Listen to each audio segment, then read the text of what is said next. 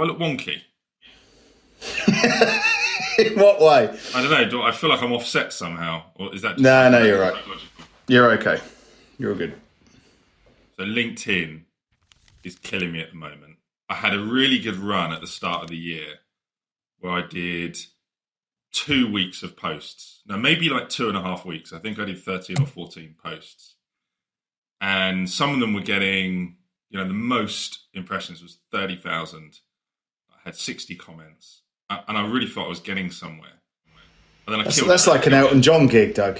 Sorry? Like an Elton John gig. It's like an Elton John gig, that is, 30,000. 30,000 posts. Yeah, exactly. All right. And then I binned it off for like 4 weeks because I went to South Africa and I got bored of it. And then I came back to start again. And I cannot get any traction anywhere near like what I got before. I almost feel like LinkedIn's punishing me for deserting them for 4 weeks. I feel like they've just splashed a load of cold water on me, and I'm just dust. So same content or similar content. Similar, yeah. So we're doing this kind of SEO content. We're doing these little teardowns for an industry. So we did like the one that did really well was on red wine in South Africa, and I've just done children's toys or children's art supplies. That tanked. And then I did the cruise industry tanked. So that's a surprise. Yeah, I think partly is you just go a bit cold on it. And I think there's an element of luck that the right person kind of picks it up. But I also do think you get rewarded for doing it regularly. So definitely going to keep going. I mean, the cruise industry. So I've got, I guess, a ex-client, and I would probably consider him a friend now. He's just moved into the cruise industry. It's booming. It's a huge industry, and it's great from a content perspective because it's very hard to navigate. So any industry where it's kind of hard to decide what cruise, how much do I pay, anything where there's intricacies, content's great. So it kind of works. So anyway, anyone wants to look at that on my LinkedIn, great teardown of the cruise industry. Thanks. I'd be dead interested to see whether historically cruises are done by later years, right? Retirees. I'd be well interested to see with everybody post-COVID, with everybody wanting to spend their money on luxury travel and everything else like that, whether there's been a change in kind of demographic and customer type. It'd be really interesting, I think. Maybe that's just because I'm 42 now and I'm like, I actually might consider a cruise.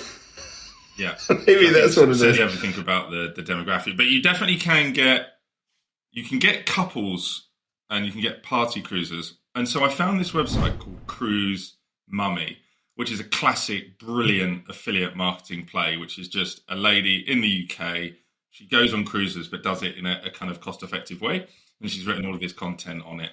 Ahrefs thinks that she's doing like $1 million. Well, she's doing $1 million of clicks a year on her site. You say $1 million a click? You can see how much the value of the click is, and you've seen how many clicks she's got. So you're assuming she's done $1 million. Wow. Yeah, Ahrefs is kind of estimating it, but bottom line, she is getting a ton of traffic. And to answer your point, one of the articles that was the most popular was around, there's this thing for swinging on cruises. So if you put like a picture of a pineapple upside down outside your room, allegedly that means... So, classic classy TV watcher. I swear I saw that on like Below Deck or something. This whole pineapple on the door thing, and that means it's game on, right? So yeah, according to Cruise Mummy, that means it's game on. So that was, but bizarrely, that's her article that's just absolutely killing it. I think she gets like 40,000 visitors or something a month. Wow! Just the artist. Go Cruise Mummy. All right, I've got some ideas today. I've actually got 5. And you've got... I've got one. I'm coming to the party with one. Is your one... Like mine are... There's almost nothing to say. They just are what they are. Is yours got a bit about it? Or is it technical? Do you want to go first? It's technical. I think it's got some flesh on the bone. It might have already been done. There's a chance. But it was originated from a conversation I had with a prospective startup. This isn't their idea, of course. I'm not exposing their idea. And then it came from an experience in a local restaurant. So it's restaurant based. Let's go. Hit me with yours first. Amazon Fresh for restaurants. You get in, you check your phone against your table in some way, be a QR code or a near field communication device. You order your food and you're up and out. No bills, no waiting around, no nothing. You can choose to tip like Uber after the effect, and if there's any dispute, then you can dispute it. Straightforward. We took 45 minutes to get a bill the other day, a check.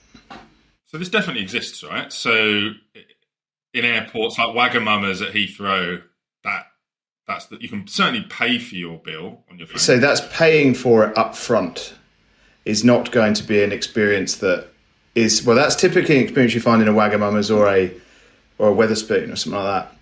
But your regular restaurant that would consider itself slightly more expensive or high end is never going to be saying, do you want to, order your duck liver pate? Or whatever it is that you have for your starter. And you think they should? You think that high-end restaurants should do that? I mean, this is a technological idea, right? Like, does it exist? Whether people would actually want it, whether restaurants would be really interested in it, does it ruin the service? I don't know. But I found myself quite frustrated about being able to. I had to wait for a short-staffed restaurant to come and deal with me. But I also didn't want to go through that whole experience of, ordering my food and paying for it before I've got it. I don't know. Terrible? Probably. Exists? Probably. But it was something that I thought of the other day, and I do wonder whether it's there. Because it was like Amazon Fresh. Like, you walk in, you pick your stuff up, that's camera recorded, and then you walk out and it's all attached to your Amazon account. That's an evolution over self-serve, right? That's, self-checkout. And self-checkout's that little bit quicker than if you were to do, mind you, if the machines don't work. It's a little bit quicker than if you go to a person. It felt to me like this kind of Amazon Fresh for restaurants could be an evolution of self-serve, which is QR code, read a menu on some crappy web app, and then go and do it. I don't want to interrupt my restaurant experience by ordering off my phone. I want to basically be able to log my phone in somehow, be recognised against that table, and then I want to have a great interaction with a waiter or a server, and then be able to off I pop. Yeah, I definitely think you think it's a load of shit. Why don't you say it? Load of shit, Rich. Let's move on. Right, okay. I got 5, so we don't need to dwell on these. Okay, so this is going to be a bit quick fire, is it? A fairly quick fire. Okay, number 1. Content website for football stadiums. Tons and tons of traffic where people are searching, even rubbish Division 5 or Division 4 teams. There's a lot of traffic for the stadium. People want to know, history, how to get there, where to watch. How do you get to Ebbsfleet? Sorry? How do you get to Ebbsfleet? Where's the nearest toilets in Ebbsfleet? Yeah, exactly. Ebbsfleet Stadium, history. And then, so I think you could get, if you created good content, I think you could get 50, 100, 150,000 visitors fairly easily to a content site like that. For and what I think reason? Why? Well. So, why? Tickets, tours. I'm not sure I'd do this because I just think they're such parasites, but the sports betting companies, this would be ripe traffic for all of those areas. The only complication is writing something about football stadiums that is not generic and boring, that you can't just find on Wikipedia, because those sites are just not going to work long term. So you need to go and create good content, which would be what? About the City Ground in Nottingham. What? I mean, the hallowed turf that is the City Ground. The question is, my question is, do football fans give a care for their ground as opposed to the club? Isn't the ground just I suppose it's they're considered special. But are you going to search the city around Nottingham, other than finding how to get there and where to park? Yeah, I think a lot of it is literally logistics. So, but I think those logistics are important. So, if you're visiting Nottingham, like if you probably try to search for logistics now online, it's probably not going to be that good. So, if you genuinely gave some insightful parking advice around the city ground, that would be good. Like genuinely good like restaurants to go to. So I don't think you can enhance the matchday experience, but I do think there's also a fairly big world of people that like love football stadiums as well, that just go and visit random stadiums and want to read about it before they go. What, and you do like affiliate marketing off it? You could monetize it with tours. So you could monetize it directly with like tours, tickets. You know, like maybe if you're doing European stadiums, they do these like weekend trips, that kind of thing. Or you could monetize it sort of slightly indirectly with things like sports betting or just Google display ads or something like that. Next one? Yeah. Next one. Next. So when I went to Cape Town last time, I booked a taxi in advance to pick me up from the airport. And I paid a massive premium to do it just because I was getting in quite early and I wasn't sure there'd be Ubers around or the taxi rank. I sort of thought there would be, but for like £30, I just thought, you know what, I'll just book something. But you're paying 4x what it would cost to get an Uber or a local taxi. And I chatted to the taxi driver on the way from the airport to the hotel. And this company, so he was like, we are incredibly busy. The company is owned in Greece. And all they do is they use Google Ads to, you know, Cape Town taxi, Cape Town airport taxi to just get that traffic, which is super direct, probably quite expensive, but they must be able to make a return on it. They've got 10 drivers in Cape Town and they've got a WhatsApp group. And then they've got a little bit of UX where it guides you through the process where, you know, it gives you a picture of your driver and tells you where they're going to be, you know, just wraps that nice little blanket around you if you've never been there before. But in reality, it's just a guy that he does a bit of that, he does a bit of Uber, so it's just the same experience. It's comfort, but there's no real comfort to be had. I mean, my guy was late, for example. And what I find interesting is that's just a guy, there's a company in Greece, and apparently they do it in cities all over the world. They've never even been to Cape Town. Not saying that that's an idea, but isn't that interesting that you can literally run those companies? You would think those companies would at least be run locally, wouldn't you? But it's a bit like... I mean, that's quite interesting because they're essentially very effective at marketing, right? They're an online company.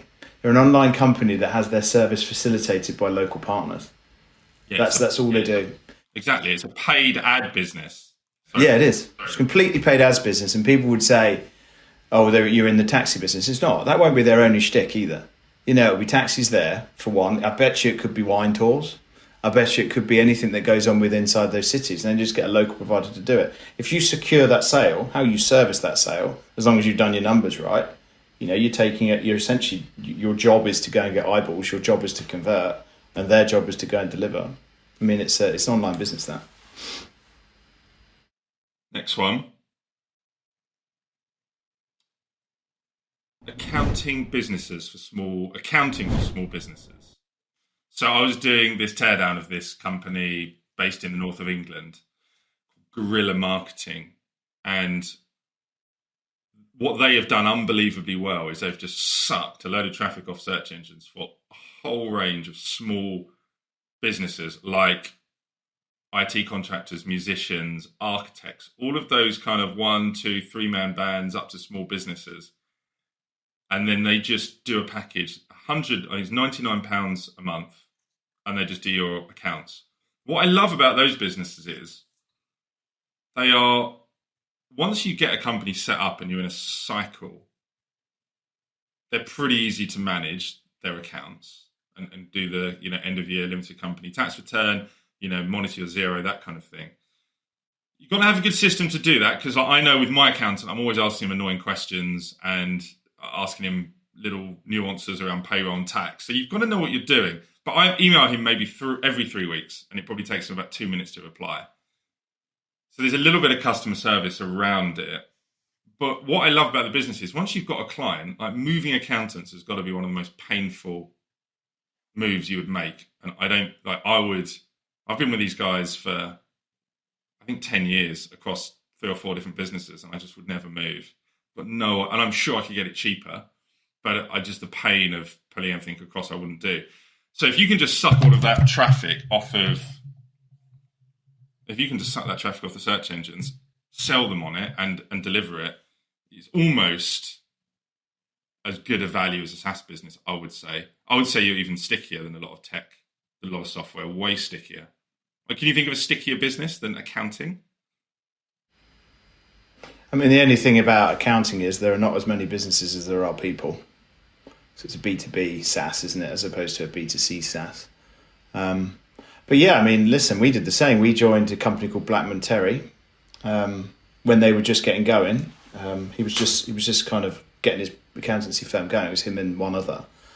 I think they're like a team of 35 now, and we've been with them for 12 years. And we started off at... Do you need to be an accountant to do that? Probably. What they do? Yeah, do you think all their staff are accountants, or do you think they have like No, I think they have. I think they'll probably have assistants or clerks or whatever they're called in that industry.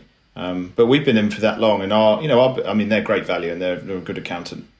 And as you know, Ben's from auditing, and we would know if he didn't have a good accountant. But I know that his book of business is just greatly increased. My only concern with the really small stuff, with people that don't grow, is invariably when you are at the start of your journey or you are not experienced, you tend to be harder to service. And I don't mean harder to service in terms of something being awkward, but you're just not as knowledgeable, or you're slightly more anxious, or you'll be asking those questions. So I think there is a potential for an 80-20 kind of situation going on, where you get a group of people that are really troublesome and it's not worth the money.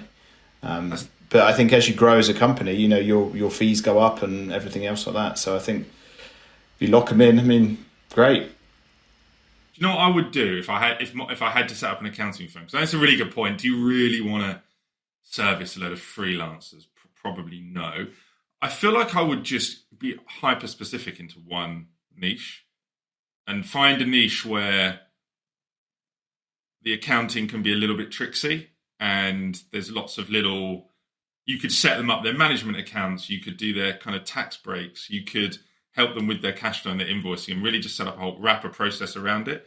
Off the top of my head, something like construction, where there's all these kind of different construction taxes, and they really struggle with cash flow. I mean, those guys are so disorganized sometimes, those firms, you maybe don't want to deal with them. So that's maybe just a bit far that way. But even something like marketing agencies, like we spent 6 weeks building like our own management accounts on Google Sheets, because just all of the off-the-shelf stuff was just not set up for agencies. So if you can help them and you can just roll that in, and you can roll in the tax support, you can help an agency maybe get tax credits, all sorts of stuff. I feel like that would probably be a slightly better way of doing it.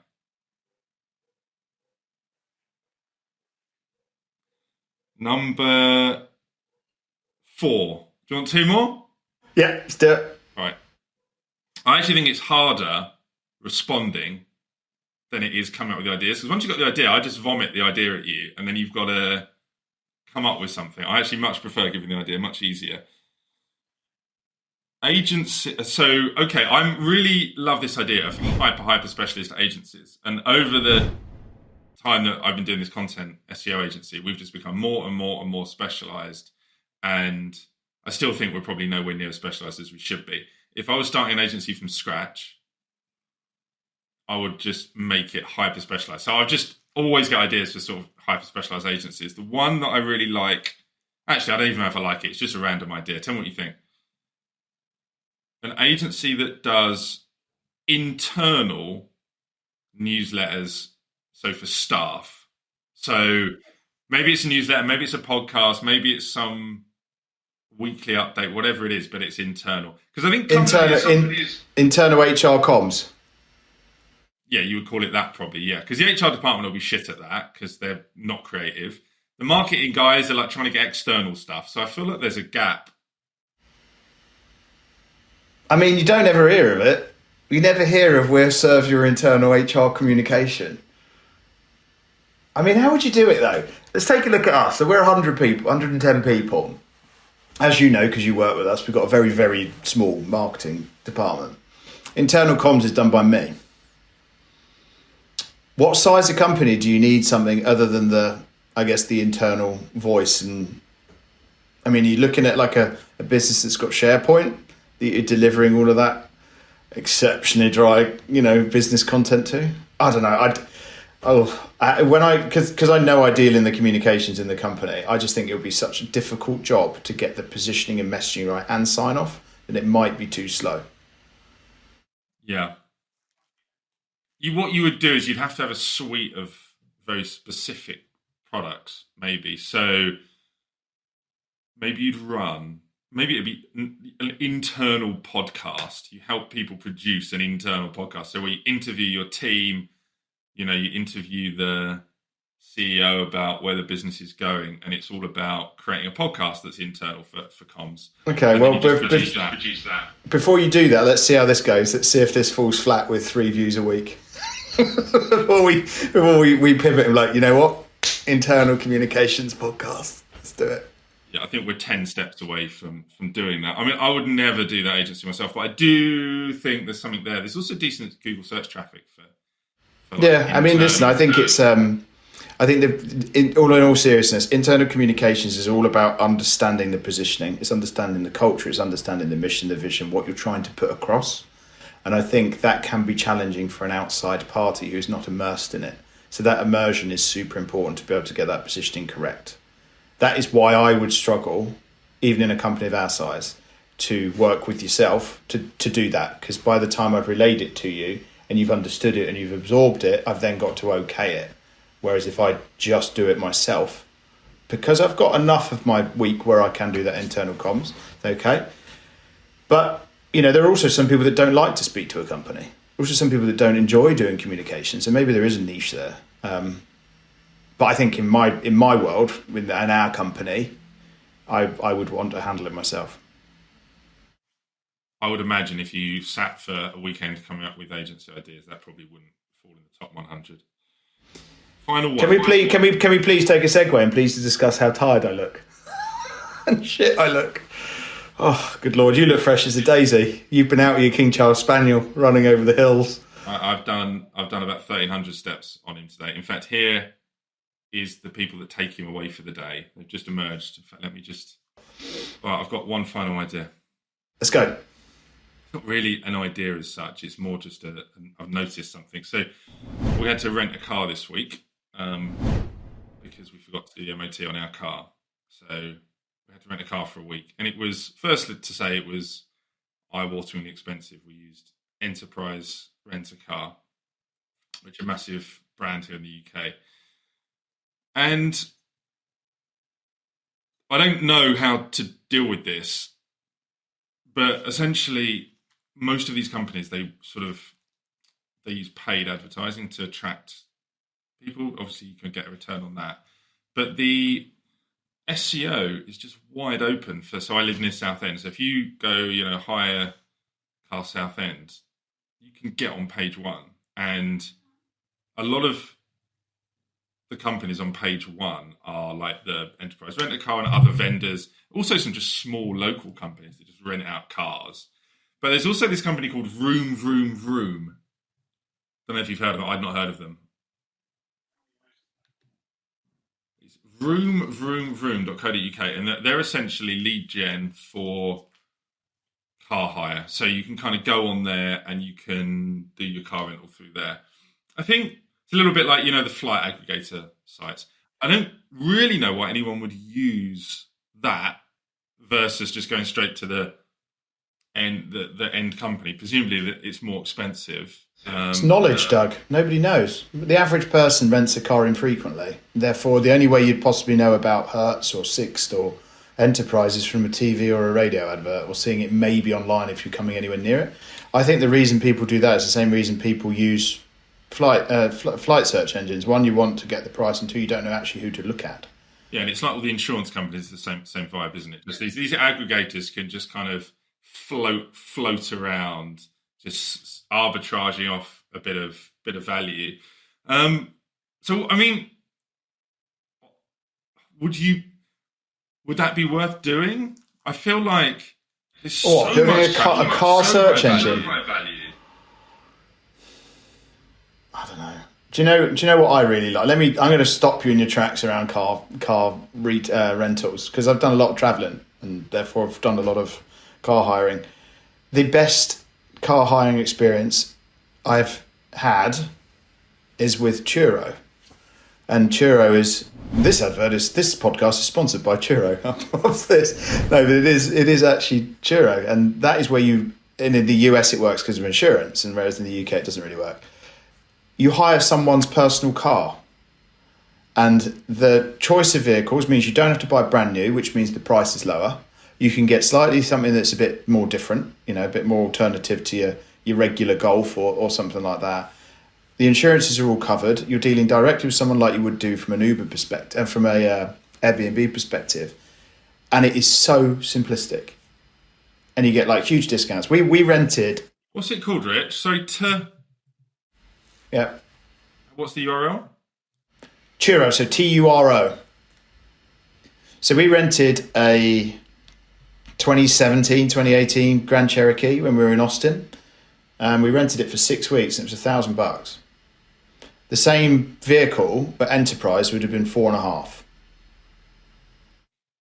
Wow.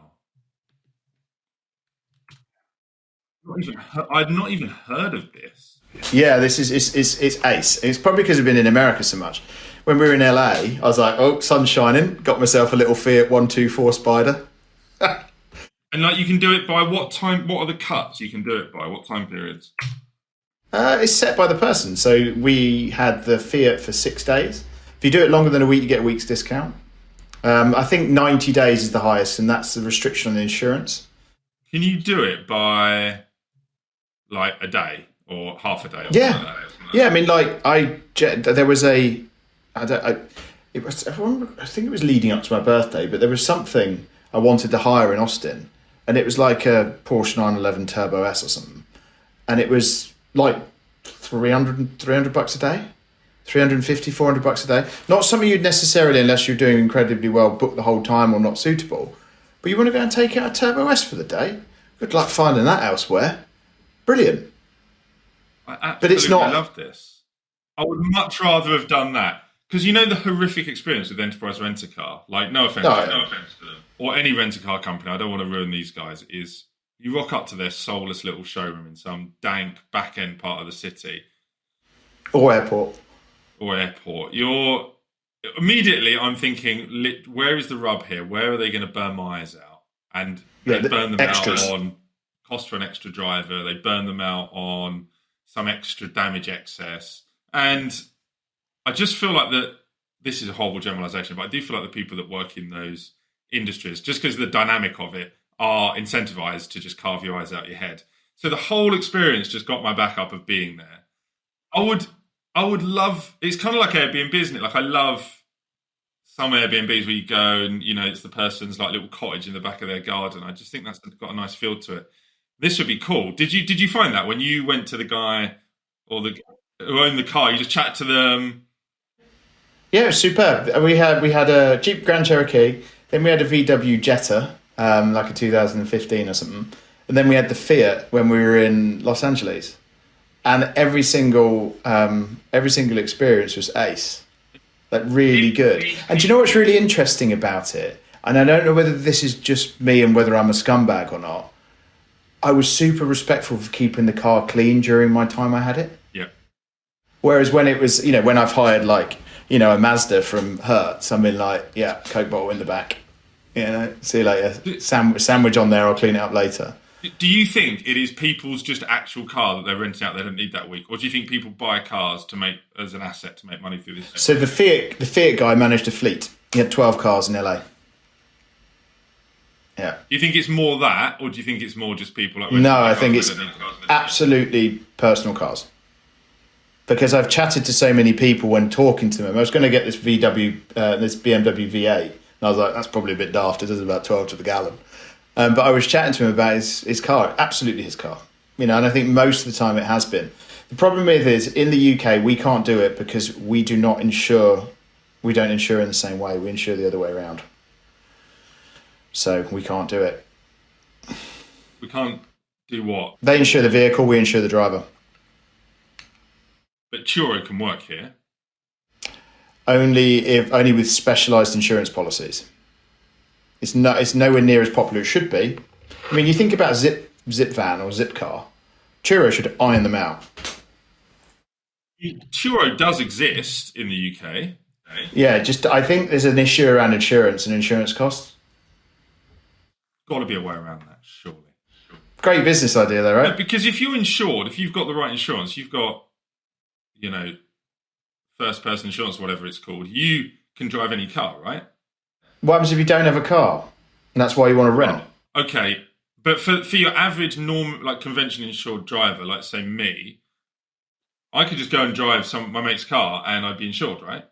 Third-party foreign theft with their permission, yes. So I wouldn't get. No, that means you go and hire, I don't know, you go and hire a Ford Fiesta and you decide to T-bar a Tesla S. Your insurance, it doesn't cover the Tesla S. You have to. See you later holidays for a few years. I'm sure an insurance company, I'm sure you could work. Well, I think there's got to be specialist product. But it's a really interesting business. I think my experience with Turo, like I say, sponsored by Turo. We should send this to them afterwards, Doug. Was just exceptional and better than every single car rental place I've ever had. And I've had some absolute horrors. I could probably tell you the story of what it was like to take a Chevy Malibu all the way through Washington and Idaho in blizzards. That was quite good fun. Just having a look to see if London. So they've got these things at airports. So do you think they've just purposed it into some vanilla car rental thing in the UK? No, so where most of the cars are at people's houses, right? Because that's where the houses are. So you typically have to Uber to the house to pick it up. Just looking at any near me. Yeah, so I'd love it if you found yours on there. Someone's got a Tesla, £100 a day. £100 a day for a Tesla? Yeah, I mean you're gonna get a Golf for that. Just trying to work out. Yeah, it's just one person, Suleiman, renting out a Tesla.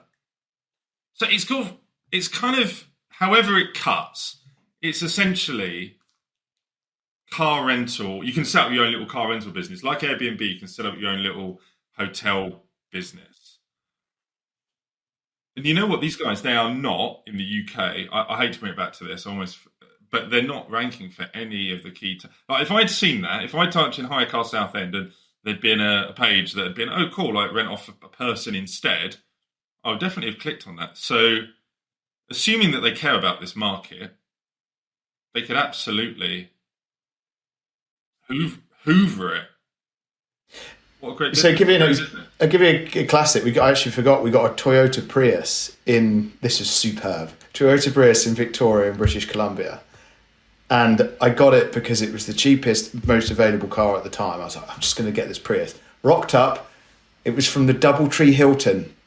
And so I was driving around British Columbia with a Doubletree Hilton Toyota Prius for 7 days. So they branded their Turo car and I drove it around for them.